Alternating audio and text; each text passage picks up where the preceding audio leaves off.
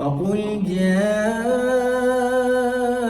الحق وزهق الباطل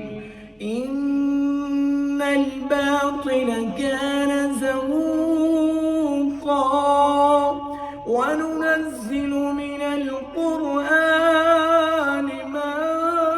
هو شفاء وننزل من القرآن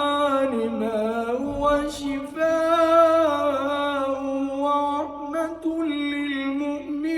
للمؤمنين ولا يزيد الظالمين إلا خسارا وإذا أنعمنا